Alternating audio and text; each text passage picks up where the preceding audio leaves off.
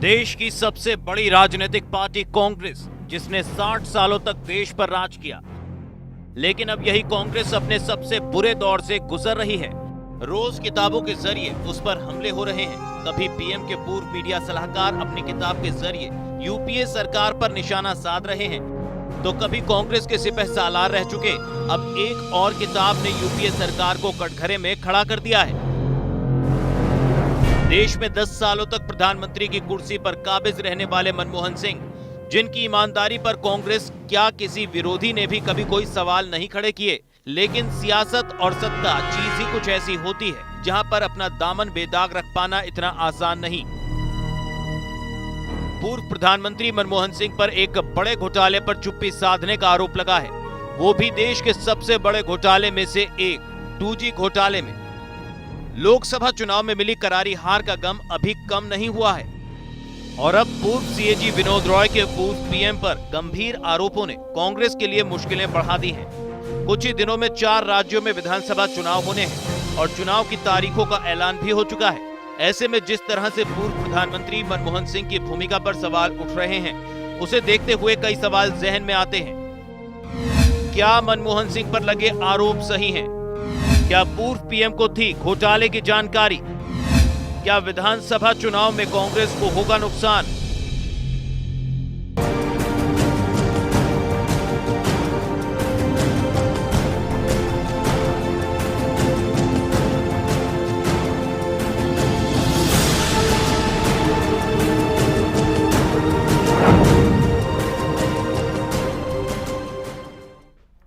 जी हां, कांग्रेस की अगुवाई वाली यूपीए सरकार सत्ता से तो बेदखल हो चुकी है, लेकिन उसकी मुसीबतें कम होने का नाम नहीं ले रही।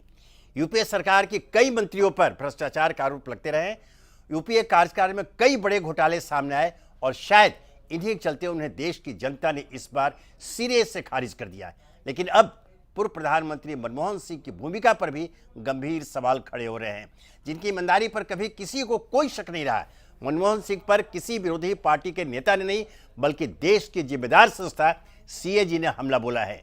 करोड़ों के 2G स्पेक्ट्रम घोटाले में पूर्व सीएजी विनोद राय ने आरोप लगाया है कि मनमोहन सिंह को इस पूरे घोटाले की जानकारी थी, लेकिन वो इस मामले पर चुप्पी साधे रहे।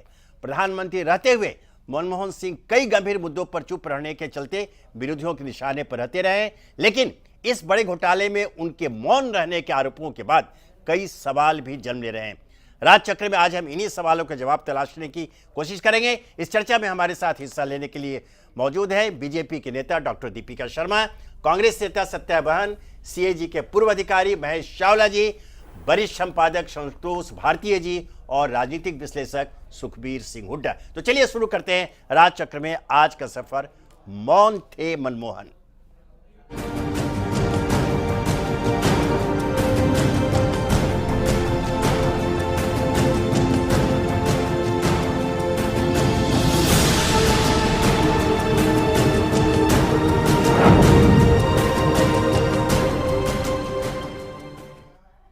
तो पहले प्रधानमंत्री की मीडिया सलाहकार संजय बारू, फिर कोल सेक्रेटरी पीसी पारक, फिर नेहरू परिवार के अत्यंत घनिष्ठ नजदीकी पूर्व मंत्री कुंवर नटवर सिंह और अब स्वयं तत्कालीन सीएजी विनोद रॉय।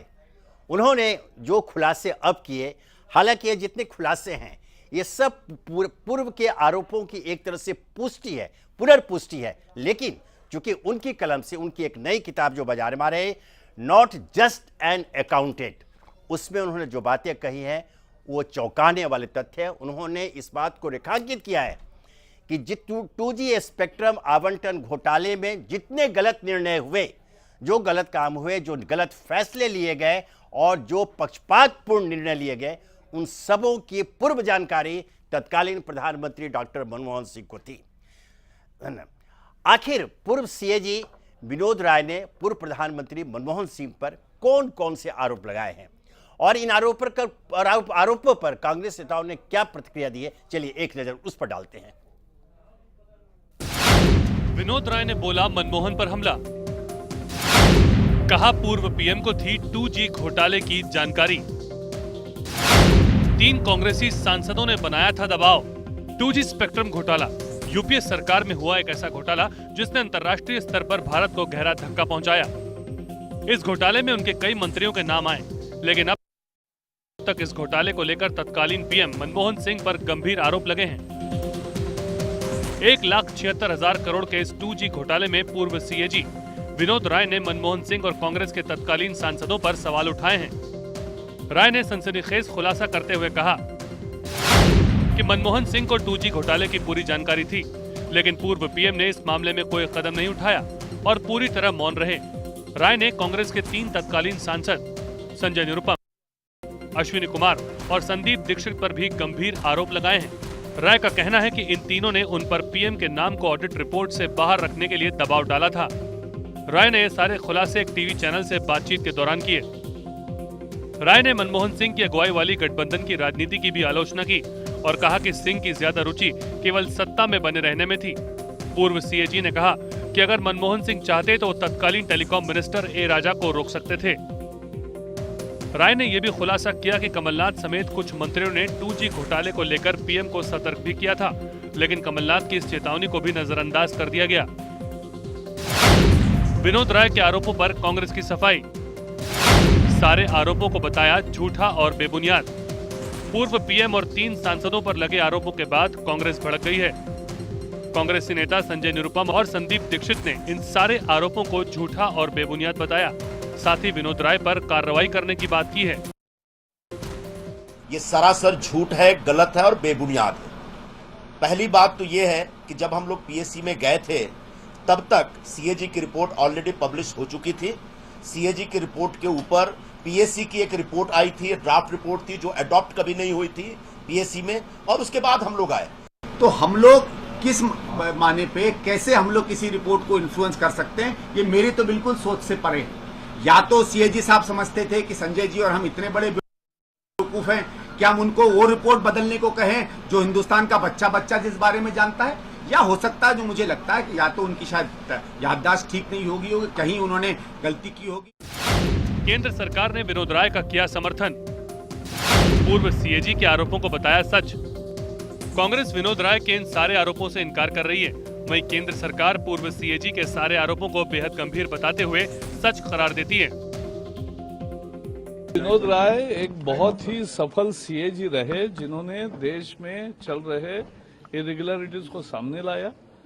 उन्होंने जो कहा वो गंभीर है और एक सच है कि सीडब्ल्यूजे में रातों रात सुनील दत्ता अध्यक्ष थे, उनको बदला गया और पूरा करप्शन हो गया। कांग्रेस भले ही पूर्व सीएजी के इन सारे आरोपों को झूठा बता रही हो, लेकिन वर्तमान में कांग्रेस जिस नाजुक दौर से गुजर रही है, उसके बाद पूर्व पीएम पर उठाए गए ये सवाल कांग्रेस की मुसीबतें और बढ़ा सकते हैं। ब्यूरो रिपोर्ट, जिया न्यूज।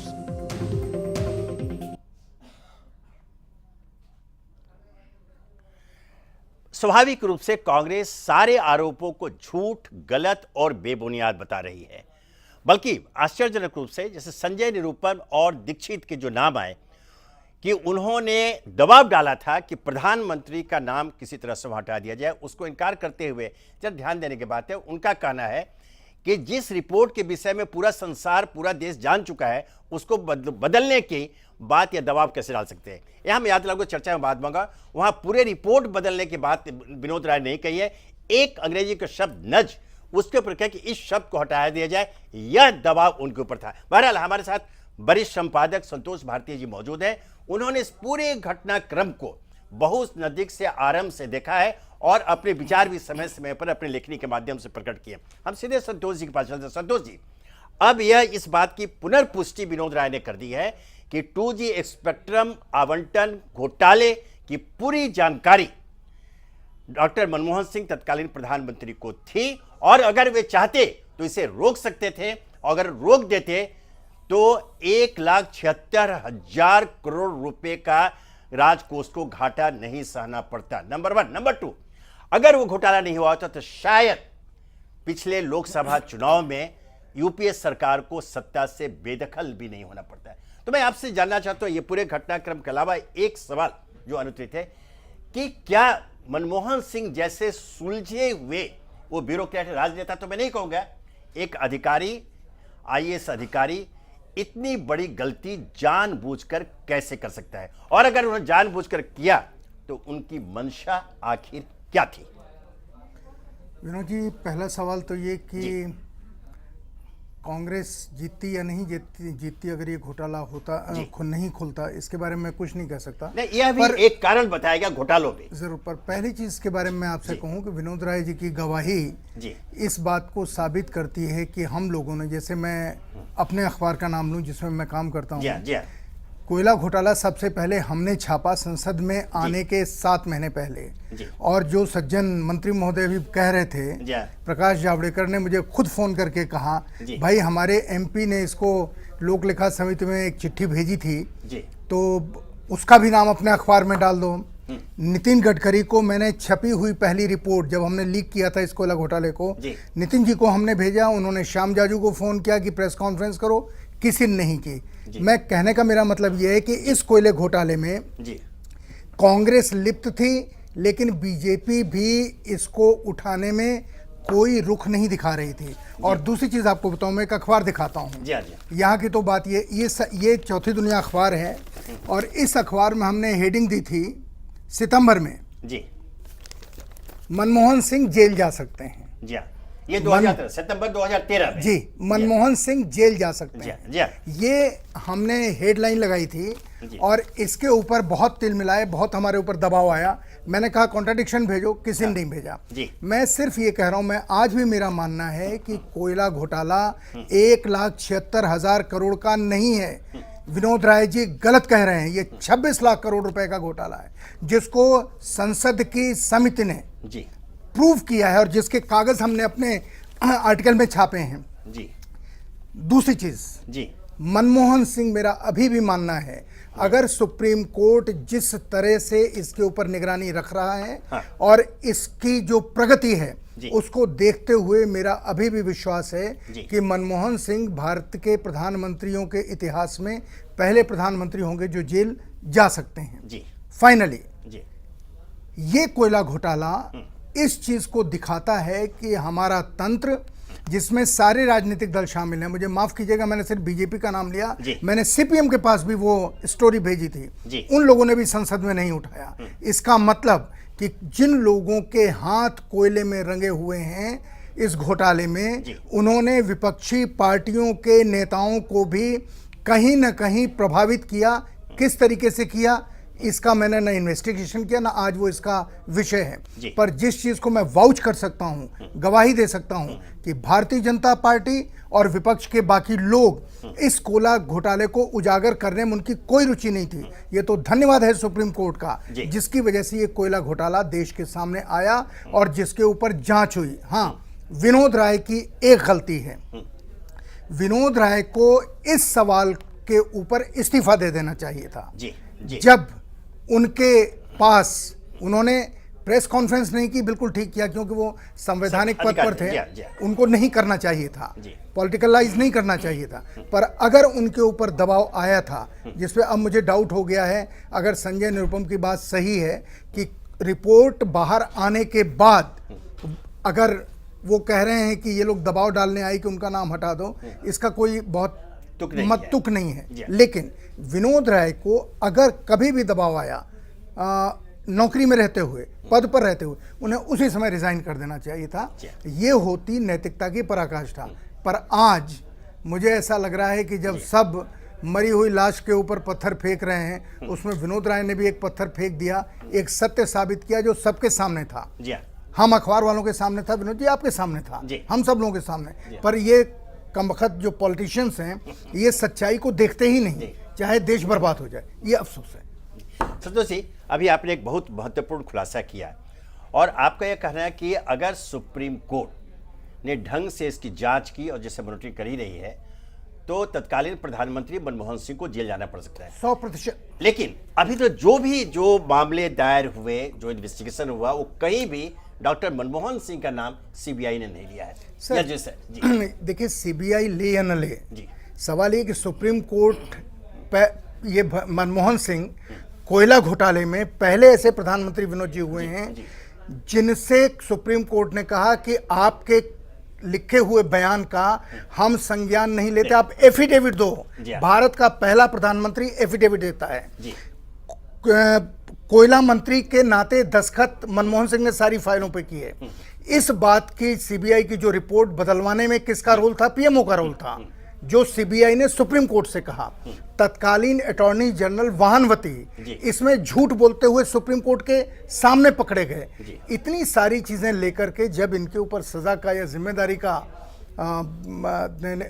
डालने का मौका आएगा, तो मेरा ये मानना है कि एक एक चीज देखिए, वैसे तो अलग चीज है कि न्याय करने वाला, अंत में लोग कहते हैं कि न्याय भी प्रभावित हो जाता है। अगर प्रभावित हो जाए तो नहीं कह सकते, पर जिस तरह से सुप्रीम कोर्ट में बहस चल रही है, जो सुप्रीम कोर्ट के जजों की टिप्पणी है, जो तथ्य सुप्रीम कोर्ट के सामने है, जिसके ऊपर सुप्रीम कोर्ट बार बार उसने, आप ध्यान दीजिए 93 से लेकर अब तक, चाहे सरकारी संगठनों को यानी राज्यों को कोयला मिला हो या बाकी प्राइवेट को मिला हो, सबको अवैध सुप्रीम कोर्ट ने कह दिया है। इसका जिम्मेदार कौन है? बिल्कुल, ऐसे प्रधानमंत्री सीधे प्रधानमंत्री एक जो होता है सरकार का सीईओ होता है, वो अपनी जिम्मेदारी से बचते हैं। चलिए, हमारे साथ महेश चावला जी, सीएजी के पूर्व अधिकारी मौजूद हैं, सीधे उनसे पूछते हैं। चावला जी, अभी आपने संतोष भारती जी की बात को सुना और इन्होंने एक तरह से बड़ी गंभीर बात कही कि विनोद राय जी जो सीएजी तब थे, जब उन पर दबाव पड़ा, जैसा खुद स्वीकार कर रहे हैं, जब उन पर दबाव पड़ा था या उनको जानकारी थी, तो उनका नैतिक दायित्व बनता था कि वो इस्तीफा देते हैं, तो शायद तब उनकी बातों को ज्यादा गंभीरता के साथ लिया जाता है। क्योंकि आज तो आरोप लग रहा है कि वो जो आरोपों की जो पंक्ति आरोप लगाने के लिए, उसमें एक और विनोद राय आ गए। अब उसे वह वजन नहीं मिल रहा है, यह सिर्फ पुनर्पुष्टि हो रही है जो आरोप डॉक्टर मनमोहन सिंह और उनकी सरकार पर लगे थे। क्या आपको ऐसा लगता है, एक सीएजी अधिकारी होने के नाते आपसे हम जानना चाहेंगे, अपने दर्शकों को ज्ञानवर्धन के लिए भी, कि क्या विनोद राय को तब इस्तीफा दे दिया जाना चाहिए? विनोद जी, जो भारती जी, संतोष भारती जी ने जो बात कही है, मैं उनसे काफ़ी संतुष्ट हूँ जी। जो हमारे ऑडिट होता है जी, हम उसको जो है फैक्ट्स के बेस पे देते हैं जी। फैक्ट्स हमारे क्या हैं, उसका हम फिगर और फैक्ट्स भी वेरिफिकेशन कराते हैं। और यदि वो सरकार या जो भी मंत्रालय होता है उस फैक्ट्स और फिगर को यदि वेरीफाई नहीं कर पाता, तो हम ये कहते हैं कि भाई आपने कुछ नहीं करना, और हम उस रिपोर्ट को ले लेते हैं। रिपोर्ट के अंदर कोई कोताही नहीं थी जी। रिपोर्ट अपने आप में एक सफल रिपोर्ट बनाई गई थी जी। लेकिन आज विनोद राय जी क्यों इस तरह की बात कर रहे हैं? क्या उस समय विनोद राय जी को जो है क्या सरकार से डर था? जी। जब उन्होंने शपथ ग्रहण की थी 2008 के अंदर, अक्टूबर 2008 में, जी, तो उनको जो है शपथ में बिल्कुल ये कहा था कि मैं जो है निर्भीक होकर काम करूंगा जी, और सत्यपूर्ण काम करूंगा।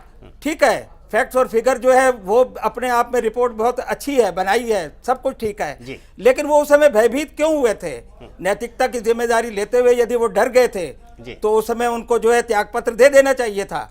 और यदि त्यागपत्र नहीं देते तो कम से कम वो कोर्ट में जा सकते थे, कि कह सकते थे कि भाई जो है मुझे इस समय डर लग रहा है, मुझे जो है इस समय जो है सरकार या पीएमओ जो है मुझे डरा रही है। उसके साथ साथ कानून है, उसके बाद आपका न्यायालय है, आप न्यायालय की शरण में जा सकते थे। आप तो जो है आज बोल रहे हैं जी।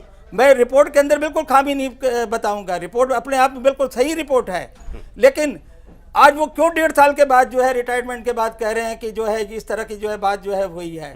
उस समय क्यों नहीं आपने त्याग पत्र दिया? जी नहीं, आपने एक वेरीफाई करके, आपसे चावला जी, आपने कहा कि जो तथ्य सामने आते हैं उसकी पूरी वेरीफाई करने के बाद ही आप फाइनल रिपोर्ट तैयार करते हैं। जी हाँ, जी हाँ। यहाँ अपनी पुस्तक में लिखा जो बातें बताई है कि कई ऐसे मौके आए जब प्राइम मिनिस्टर से अर्थात डॉक्टर मनमोहन सिंह से पूछताछ के लिए उन्होंने पत्र लिखे, लेकिन किसी पत्र का जवाब मनमोहन सिंह ने नहीं दिया, जबकि वो हमेशा ए राजा को, खुद विनोद राय बताते हैं कि ए राजा के पत्रों का एक ऐसा भी अवसर आया कि एक दिन में 2-2 बार उनको पत्र लिखा जी। उसके लिए समय था, मतलब सारे मामले का संज्ञान था उनको, लेकिन सीएजी के जवाब दिए। और तो और एक गंभीर आरोप विनोद राय ने यह लगाया है कि एक बार जब उन्होंने टेलीफोन किया मनमोहन सिंह को, तो मनमोहन सिंह ने साफ कहा कि आप मुझसे किसी प्रकार के जवाब की अपेक्षा नहीं कर सकते हैं। क्या प्रधानमंत्री के रूप में यह जवाब उचित था? ऐसा है कि प्रधानमंत्री के रूप में इस तरह से कहना तो बिल्कुल गलत था। जी जी। अब आपने उनकी जो है कार्रवाई जो है देखी हुई है। अब वो इतने मतलब कि कमजोर एक प्रधानमंत्री जो है उस समय थे जी, तो क्या वो मतलब कि केवल क्या उन्होंने सीएजी को इतना दबाव बना दिया था? जी, क्योंकि उन्होंने किसी के ये जो एक मतलब आज वो कह रहे हैं कि भाई सीएजी जो है वो जो है अब ये बात उठा रहा है, ये किस लिए विनोद राय जी आज इसको कर रहे हैं? सीए विनोद राय जी को उस समय ही अपने जो है उसको देखना चाहिए था और नैतिकता की जिम्मेदारी लेते हुए निर्भय होकर अपने जो है अपने पद से त्याग पत्र दे देना चाहिए था, लेकिन उन्होंने ऐसा नहीं किया। प्रधानमंत्री ने क्या किया या क्या नहीं किया ये तो प्रधानमंत्री उस समय जो है जाने। आज क्या वो कुछ लाभ लेना चाहते हैं विनोद राय? क्या वो बैकडोर से सरकार के पास आना चाहते हैं? नहीं, ये एक बहस का मुद्दा होता है। देखिए क्या होता है टाइमिंग को लेकर, जब संजय बारू की पुस्तक आई तब भी ये सवाल उठा था टाइमिंग को लेकर, कभी क्यों, जब पारक की पुस्तक आई तब भी आया, कुंवर नटवर सिंह की पुस्तक आई तो आया। तो यह तो सुविधा अनुसार जो एक बड़ी पुस्तक लिख रहे हैं वो सारी बातों को रिकॉल करते हुए फैक्ट्स को देते हैं, तो ये समय के ऊपर सवालिया निशान राजनीतिक रूप से लग सकते हैं, लेकिन सच्चाई के आवरण में जब हम जाएंगे तो पाएंगे कि एक ठीक है कि उनको इस्तीफा उन्होंने नहीं दिया, गलत किया, अगर उतनी हिम्मत नहीं थी, लेकिन आज अगर जब इसको खुलासा कर रहे हैं तो हम उसको सिरे से नकार भी नहीं सकते। हमारे साथ भारतीय जनता पार्टी की डॉक्टर दीपिका शर्मा मौजूद है। दीपिका जी, आपने पूरे आरोप पर चर्चाएं सुनी, संतोष जी ने ये जो 1,76,000 करोड़ का जो आंकड़ा था उससे बढ़ाकर कह दिया कि 26 लाख करोड़ है। मैं अपना नहीं कह रहा हूं, संसदीय समिति का आंकड़ा, संसदीय समिति का आंकड़ा। देखिए ये बहुत महत्वपूर्ण बात है, इस पर गया। और दूसरा, अब इनकी बातों को हम वजन इसलिए भी देंगे कि उन्होंने 1 साल पूर्व जब देखा उन्होंने रिपोर्ट में जो मुख्य शीर्षक बना दिया था कि मनमोहन सिंह प्रधानमंत्री जेल जाएंगे। और सर हमने इसको जो उजागर किया था 29 अप्रैल 2011 को हमने पहली स्टोरी छापी थी, तो इसलिए इनको अब ये जो देते हैं इसको चुनौती नहीं जा सकते। तो हालांकि आपको तो खैर प्रसन्नता होगी कि अगर ऐसे घोटाले नहीं होते 2G और कोयला तो शायद आपको ऐसी सफलता पिछले चुनाव में नहीं मिलती। चलिए एक आपको लाभ मिला। अब यह बात बहुत महत्वपूर्ण सामने आती है। मैं आपसे जानना चाहूंगा कि आखिर मनमोहन सिंह जब भी सारे तथ्य उनके सामने थे, जैसे कि बात तो यहां तक आ कि कमलनाथ ने देखा, कमलनाथ ने पत्र लिखकर उनको आगाह किया था और कमलनाथ ने कहा कि हमारे बारी चेतावनी को भी नजरअंदाज किया गया, उपेक्षा की प्रधानमंत्री ने। इसका मतलब साफ है कि डॉक्टर मनमोहन सिंह प्रधानमंत्री जानबूझकर तथ्यों पर उन्होंने पर्दा डाल रखा था। आखिर क्यों? इस मौन का क्या कारण आप समझती हैं? देखिए विनोद साहब, सबसे पहले बहुत सारी बातें हैं यहाँ, जर्नलिस्ट भी बैठे हुए हैं और कैग के भी पूर्व अधिकारी हैं और मेरे को इसमें बहुत सारी बातें कहनी है। जैसे कि आपके संतोष भारती जी ने कहा कि जो इन्होंने, देखिए जो कल विनोद राय जी का इंटरव्यू हुआ वहां पे 5 मुद्दों पे बेसिकली इंटरव्यू में बात हुई। बाकी भी मुद्दे हैं जो किताब में हैं, लेकिन 5 मुद्दों पे बेसिकली बात हुई। उनमें से 3 तो बड़े स्कैम थे, CWG, 2G और कोलगेट, है ना। उसके बाद एक एयर इंडिया की परचेज थी अंडर प्रफुल्ल पटेल, ठीक है ना। कि ये 4 मुद्दों पे बेसिकली कल डिस्कशन हुआ और 5वां मुद्दा ये था कि किस प्रकार से उनको इन केसेस के ऊपर दबाव डाला गया, किस रूप में डाला गया और कैसे कैसे।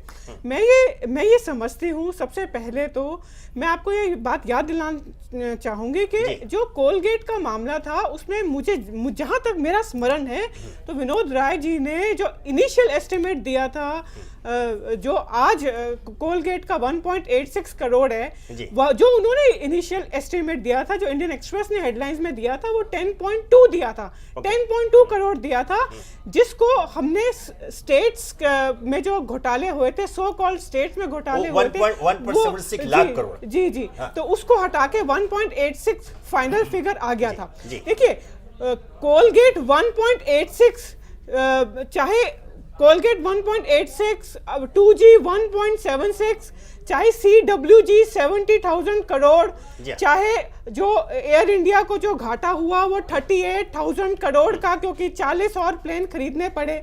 मैं ये सोचती हूँ कि सबसे पहले तो ये सारे के सारे मामले अब सब जुडिस हैं, सुप्रीम कोर्ट उनको मॉनिटर कर रहा है। दूसरी बात ये है, इससे भी महत्वपूर्ण बात आंकड़ों की नहीं है। देखिए साहब, बात आंकड़ों की नहीं है, ये तो अवश्य ही सत्य है, सर्वोत्तम सत्य है कि घोटाला हुआ है और बड़े पैमाने पर हुआ है। सबसे दुखद बात यह थी कि जिस प्रकार से विनोद राय जी ने कल उदाहरण दिए अपने 1 घंटे के इंटरव्यू में। उन्होंने तो पूरी किताब इस पे लिखी है, किताब में तो कितनी सारी डिटेल्स हैं।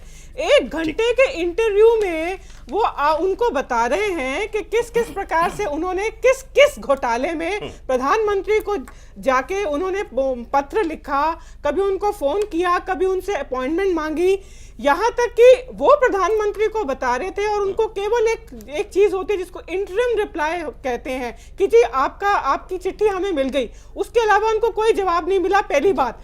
दूसरी बात, सबसे महत्वपूर्ण बात है कि इस सरकार के अपने मंत्रियों ने, कमलनाथ ने तो आज कबूल कर लिया कि उन्होंने पत्र लिखा और कहा कि जो एम्पावर्ड गवर्नमेंट जो उनकी वो ग्रुप होते हैं वहां पे ये मामला डिस्कस किया जाए। अब सब लॉ मिनिस्ट्री ने, फाइनेंस मिनिस्ट्री ने भी यहाँ तक कि प्राइम मिनिस्टर को आगाह किया, यहाँ तक कि सुब्रमण्यम स्वामी ने उनको इतने खत लिखे जिनका जवाब प्रधानमंत्री ने देना मुनासिब नहीं समझा। दूसरी बात, उन्होंने सबसे बड़ी सनसनीखेज मामला ये बताया कि वो आज जो हमारे महामहिम राष्ट्रपति हैं उस समय फाइनेंस मिनिस्टर थे, तो उसके जब कोलगेट की रिपोर्ट फाइनल आ रही थी तो उसके पहले ड्राफ्ट को लेके वो प्रधानमंत्री के पास गए, पीएमओ गए। देखिए, आप यहाँ पे विनोद राय की इंटीग्रिटी या उनकी ईमानदारी पे प्रश्न क्यों नहीं लगा सकते? इसलिए नहीं लगा सकते क्योंकि उन्होंने अपनी संवैधानिक जिम्मेदारी जानते हुए कि उनकी जिम्मेदारी है कि जो कंप्यूटेशन ऑडिट में प्रॉब्लम आई है, जहां कहीं करप्शन, कहीं स्कैम है, तो वो अगर पीएमओ ने भी किया है या पीएमओ की चुप्पी के कारण हुआ है तो भी वो पीएमओ को दिखाए, वो ड्राफ्ट दिखाए। फाइनल रिपोर्ट लाने से पहले वो महामहिम राष्ट्रपति के साथ प्रधानमंत्री के पास गए, वो ड्राफ्ट, केवल ड्राफ्ट दिखाने के लिए कि देखिए ये रिपोर्ट सामने आने वाली है और आप इस पे शीघ्र कुछ कीजिए। तब भी प्रधानमंत्री ने कुछ नहीं किया। और बेहद दुखद की घटना है कि उन्होंने पार्लियामेंट में जब कोल की फाइल्स मिसिंग हुई तो उन्होंने कहा कि I am not the custodian of the coal files, और इसके बारे में उन्होंने पार्लियामेंट में स्टेटमेंट दी कि मेरे को इसके बारे में कुछ नहीं पता था। यानी कि पार्लियामेंट में प्रधानमंत्री ने झूठ बोला। और अगर आप पार्लियामेंट में खड़े होकर झूठ बोलते हैं, भारत के संविधान के ऊपर शपथ लेके झूठ बोलते हैं, तो कहीं ना कहीं आपके ऊपर एक बहुत बड़ा क्रिमिनल केस बनता है। तीसरी बात यह है कि अब बात आ जाती है इंस्टीट्यूशंस की कि किस प्रकार से प्रधानमंत्री के इंस्टीट्यूशन को कम किया गया और किस प्रकार से जो प्रधानमंत्री ने पार्लियामेंट में बोला, coalition, under the compulsion of coalition politics.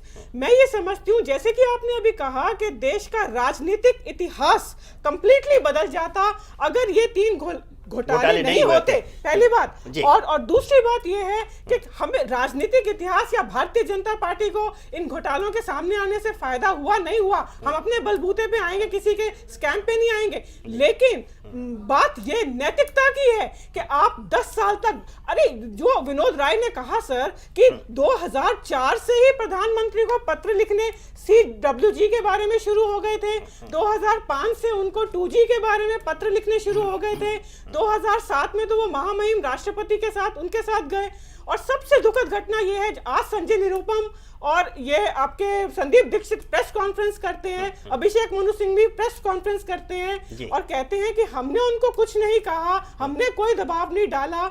मैं कहना चाहती हूं कि ये जो रूलिंग पार्टी होती है, इसके मेंबर ऑफ पार्लियामेंट्स होते हैं, ये मेजॉरिटी में होते हैं पब्लिक अकाउंट्स कमेटी में, और जब आपको घेरा जाता है, आपको राजनीति में एक अलग अलग प्रकार से, हल्के प्रकार से भी आपको बहुत सीरियस चेतावनी दी जाती है। तीसरी बात, आपके उन्होंने कहा कि उन्होंने पहले क्यों नहीं बोला, तो मैं ये समझती हूँ कि सत्य का, सच बताने का कोई वक्त नहीं होता। जब तक विनोद राय अपनी सीट पे थे, उन्होंने बाखुदा, बेडर के, बेखौफ के उन्होंने ये रिपोर्टें जो हैं पार्लियामेंट के अपने दायित्व को निर्वाह किया, अपने दायित्व को निभाया उन्होंने। हमारे साथ सत्या बहन कांग्रेस नेता जुड़ी, उनके पास चलेंगे, लेकिन उसके पूर्व चावला जी कुछ करना चाहते हैं?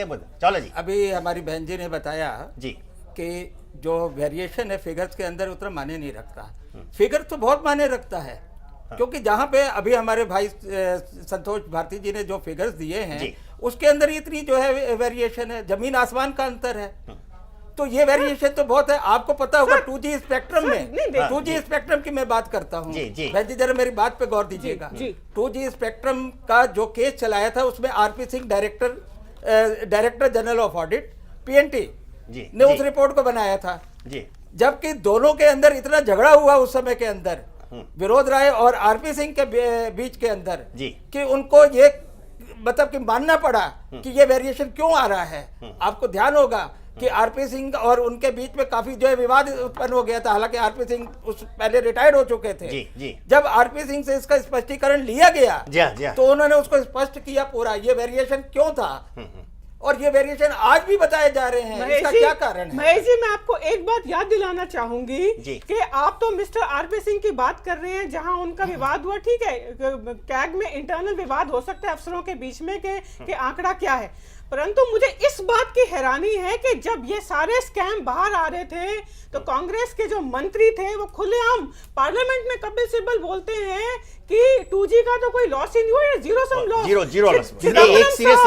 चिदम्बरम साहब बोलते हैं क्योंकि कोयला तो जमीन के अंदर ही रहा, तो कोयला जब कहीं गया ही नहीं तो फिर कोई नुकसान नहीं। मैं आ रहा हूं सत्या जी, आपके पास आ रहा हूं। देखिए, आपके मनीष तिवारी, आपके दिग्विजय सिंह, आपके जितने सीनियर कैबिनेट सत्या जी मैं आपके पास आ रहा हूं, उन्होंने पब्लिक में आके पार्लियामेंट के ऊपर उन्होंने बयान दिया कि यहाँ पे देश को कोई नुकसान नहीं हुआ है।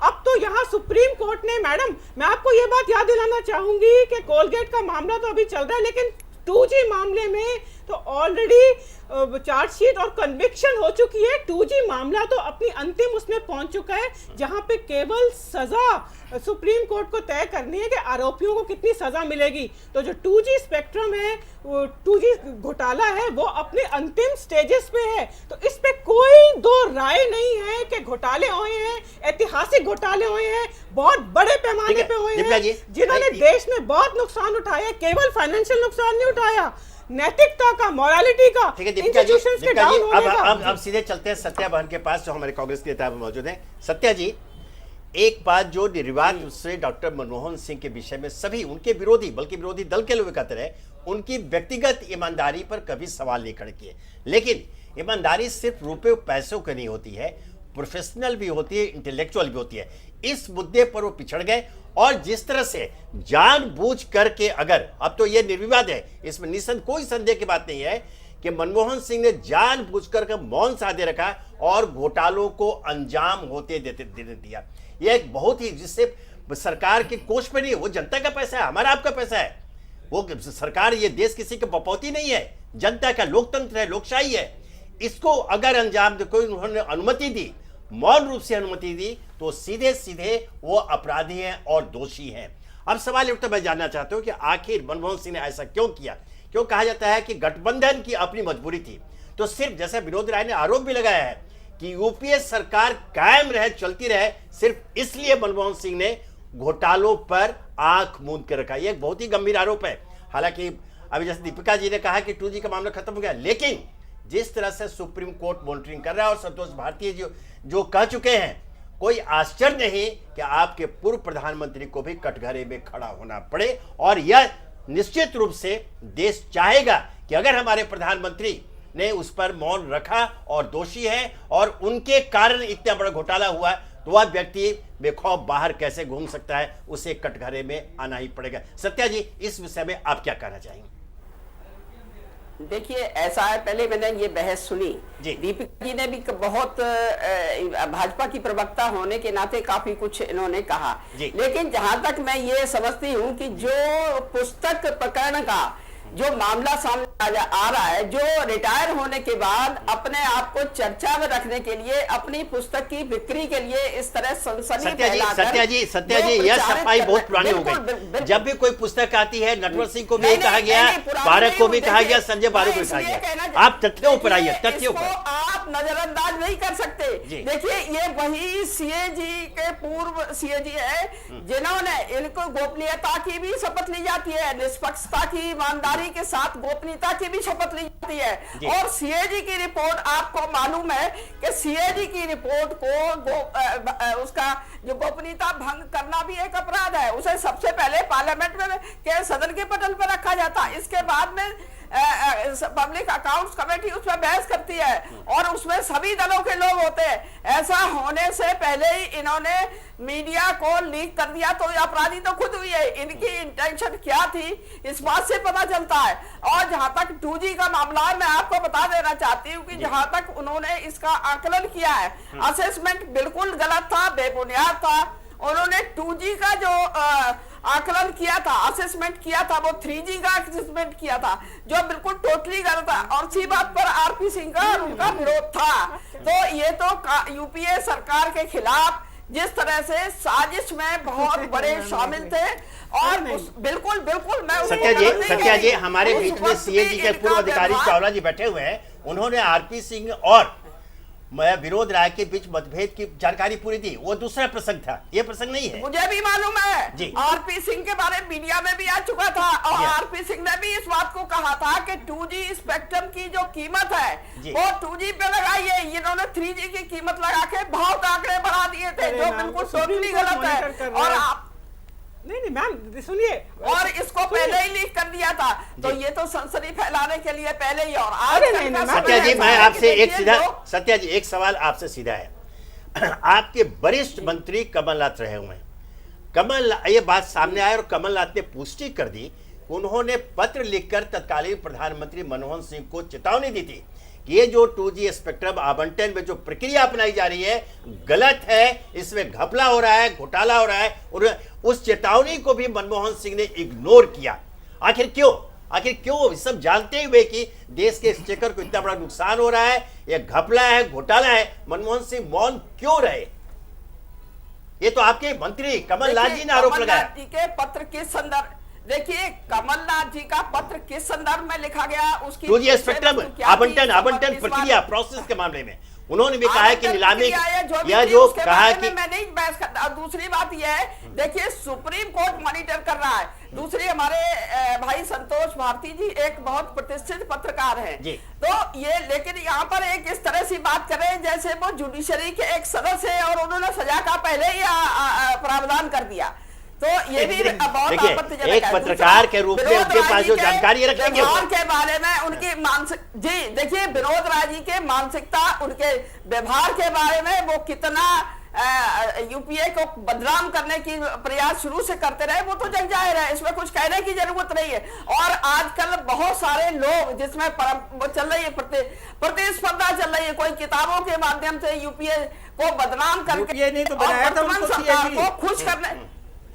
यूपीए ने तो सीएजी बनाया था उस समय इनको, विनोद राय जी को बिल्कुल बनाया था उनको, लेकिन किसी के बारे में कि कोई इससे उस समय तो यूपीए को ये था कि वो हमारी तरफदारी करेंगे।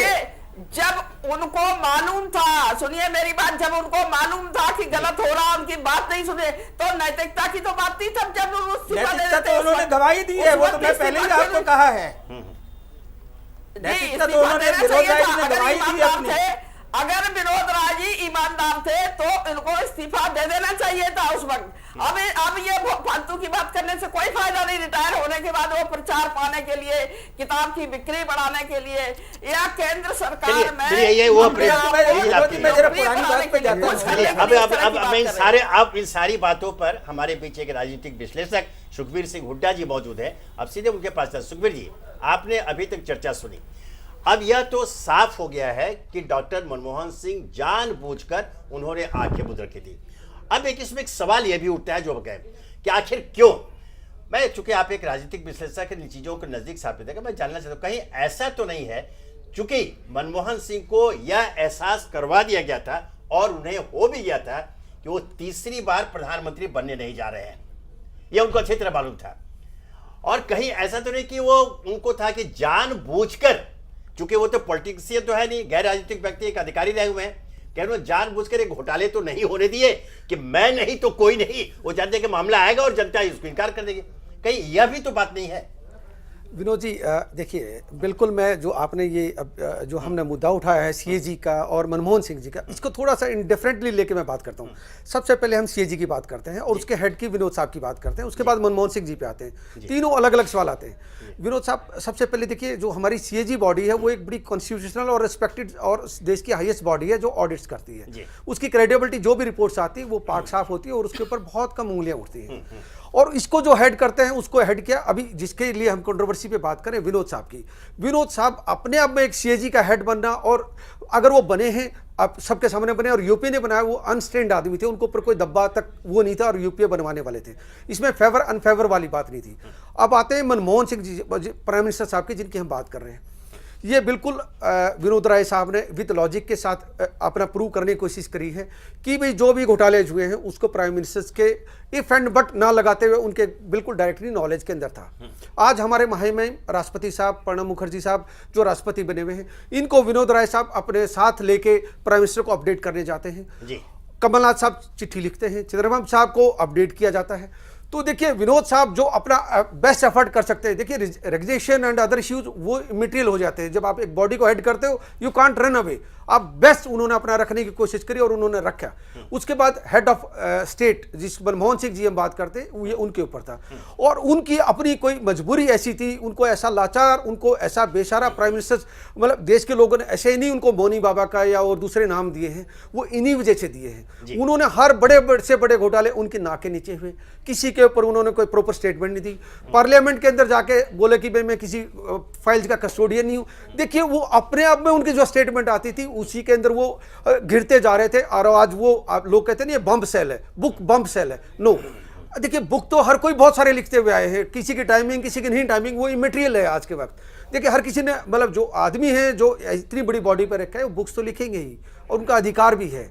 जहाँ तक मनमोहन सिंह जी की बात है, वो इस पे यहाँ आज घिरे हुए मालूम करते हैं, घिरे हुए हैं, और उनके अगेंस्ट में कुछ लोग कंफर्म करते जा रहे हैं, और धीरे धीरे आने वाले समय के अंदर बहुत सारे लोग खुल के आएंगे। जैसे जैसे बुक का आने दीजिए, मनमोहन सिंह जी की वो स्टेज आ जाएगी, उनको खुल के एक्सेप्ट करना पड़ेगा, यस मेरी नॉलेज में था बट मेरी कुछ मजबूरी ऐसी थी, वो तो वही बता सकते हैं। संतोष जी, एक मामला अच्छा चर्चा के दौरान उभर कर सच में जेहन में आता है कि आखिर डॉक्टर मनमोहन सिंह ने जानबूझकर यूपीए के दामन पर दाग क्यों? बहुत बड़ा प्रचार भी हुआ, बहुत बदनामियां भी हुई, लेकिन 2G पे स्पेक्ट्रम जितने रद्द कर दिए गए, उसके बाद में दोबारा उनकी नीलामी हुई तो उनकी कीमत पर क्यों नहीं कोई बिडर आया? नहीं, उस पर चर्चा हो चुकी है और इस पर सफाई भी आ चुकी है। एनडीए ने जो 2001 में, मैं आपको याद दिलाना चाहूंगी, एनडीए ने अटल बिहारी वाजपेयी की सरकार ने, मैम सुनिए, एनडीए ने 2G पर जो उन्होंने असेसमेंट किया था, जब सारे स्पेक्ट्रम रद्द कर दिए गए थे, तो दोबारा जब उनका नीलामी हुई तो उनके जो सीएजी के बताए हुए रेट पर कोई क्यों नहीं आया बेटा? अरे मैडम 2001 में जो नीलामी हुई थी 2G की, वही रेट 2010 में वही रेट लगाए गए। मिस्टर राजा ने और उनके पहले मिस्टर दयानिधि मरन ने जो सिलसिलेवार देश के लूट की प्रधानमंत्री के नाक के अंदर। अरे मैम आप इधर उधर की बात मत कीजिए ना, आप ये बताइए कि काफिला लुटा कैसे। देखिए मैंने आरपी सिंह को भूल जाइए, इसमें आरपी सिंह कहीं नहीं आते हैं, इसमें मनमोहन सिंह आते हैं। जिस सिंह की आपको बात करनी चाहिए और मनमोहन सिंह है, क्योंकि मनमोहन सिंह को एक ना एक दिन, जैसे संतोष भारती जी बता रहे हैं, हमारे प्रधानमंत्री को एक ना एक दिन अपने देश को बताना पड़ेगा कि उनकी नाक के नीचे भारत की इतनी बड़ी लूट कैसे हो गई। 10 साल तक ये लूट चलती रही, और ये लूट हुई कैसे? ये केवल एक फाइनेंशियल क्रिमिनलिटी का मामला नहीं है, ये घोटाले का मामला नहीं है, ये एक मामला है कि एक इंस्टीट्यूशन ने, जो प्राइमरी इंस्टीट्यूशन है, जो फॉरमोस्ट इंस्टीट्यूशन है, जो देश का रक्षक है, उस पीएमओ ने उस प्रधानमंत्री के अंडर देश का बलात्कार किस प्रकार से किया। ये एक धृतराष्ट्र की अवस्था थी, और ये किसके इशारे पे हुआ? मनमोहन सिंह जी को एक दिन देश को ये बताना ही पड़ेगा। और जिस प्रकार से घोटाले, जैसे जैसे कानून के हाथ इनके नजदीक आते जा रहे हैं, मनमोहन सिंह जी ये बात बताने में मजबूर हो जाएंगे। कानून के हाथ बहुत लंबे होते हैं। मीडिया सदा देखती आई है सत्या बहन जी, मेरा एक आपसे सवाल। संतोष जी, एक आखिरी सवाल, लेकिन आपको ये भी बताना चलेगा कि भ्रष्टाचार के खिलाफ आप कितने गंभीर हैं। तो पता समय आने पर सत्या जी आपकी बात भी मानते हो, समय आने पर इसका भी फैसला हो जाएगा। आखिरी में चूंकि समय का अभाव है, संतोष जी आखिरी सवाल आपसे, एक जहन में जो बात हो क्या, आखिर मनमोहन सिंह ने यूपीए के दामन पर दाग क्यों लगते रहने दिया? क्या वे चाहते थे यूपीए सरकार का पतन? और इसी में एक सवाल एक और जानना चाहूंगा। अब जो बातें कई बार आते थे, वो अच्छे ब्यूरोक्रेट थे, ईमानदार थे, सब था, लेकिन नॉन पॉलिटिकल थे। तो अब क्या प्रधानमंत्री पद पर किसी नॉन पॉलिटिकल पर्सन को जगह दिया जाना चाहिए? बिल्कुल, मेरे दिमाग में एक सवाल है जो मैं आपके माध्यम से सारे दर्शकों से पूछना चाहता हूँ। दो नाम मेरे जहन में आते हैं, एक बिरजू महाराज जो बहुत अच्छे डांसर हैं और दारा सिंह जो बहुत अच्छे फाइटर बॉक्सर थे। अब अगर दारा सिंह से कहें कि ये बिरजू महाराज की तरह से आप डांस करो, क्या वो डांस कर सकते हैं? या उनसे कहें कि आप रिंग में उतर के मुक्केबाजी करो, नहीं कर सकते। जिसका काम उसी को साझे। एक ब्यूरोक्रेट जब प्रधानमंत्री बनेगा तो यही सब होगा। ब्यूरोक्रेट के सामने देश नहीं होता, ब्यूरोक्रेट के सामने भविष्य नहीं होता, ब्यूरोक्रेट के सामने एक निश्चित अवधि का एक टारगेट होता है कि उस समय में उसको क्या टास्क दिया गया है उसको पूरा करना है। मनमोहन सिंह के प्रति संपूर्ण आदर मैं इसलिए रखता हूं क्योंकि मनमोहन सिंह जी जब भी मुझे मिले हैं उन्होंने मेरी तारीफ में ही कहा है कि आप अच्छा कहते हैं। पर अफसोस की बात यह है कि ये जो मसला सुप्रीम कोर्ट में चला है, सत्या जी, मुझे इतना दुख हुआ जब सुप्रीम कोर्ट ने कहा कि अगर 15 दिन के भीतर डेट दी, अगर फाइलें नहीं मिलती हैं तो FIR कराओ। फाइलें मिल गई? फाइलें मिल गई। क्या मतलब है इसका? बिल्कुल। तो आज की चर्चा हम यहाँ समाप्त करते हैं, हमारा समय समाप्त हो गया। अब हम जिस नतीजे पर पहुंचे कि कानून के हाथ लंबे होते हैं, उससे बचना संभव नहीं होता। अब ये 2G स्पेक्ट्रम कोलगेट जो का घोटाला है, जिसमें विनोद राय जी ने जो नए खुलासे किए हैं और सीधे उन्होंने चुनौती दी है कि तत्कालीन प्रधानमंत्री डॉक्टर मनमोहन सिंह अपनी जिम्मेदारी से बच नहीं सकते। इसका फैसला भी आने वाले दिनों में कोर्ट से हो जाएगा, हमें प्रतीक्षा करनी पड़ेगी। आज की चर्चा हम यही समाप्त करते हैं। दीपिका जी, आपका बहुत बहुत आभार। संतोष जी, हुड्डा जी, चावला जी और सत्या जी, इस चर्चा में भाग लेने के लिए आप सबों का बहुत बहुत आभार। आज मुझे इजाजत दीजिए, कल हम फिर मिलेंगे एक नए मुद्दे पर, नए अतिथि विशेषज्ञों के साथ। नमस्कार, धन्यवाद।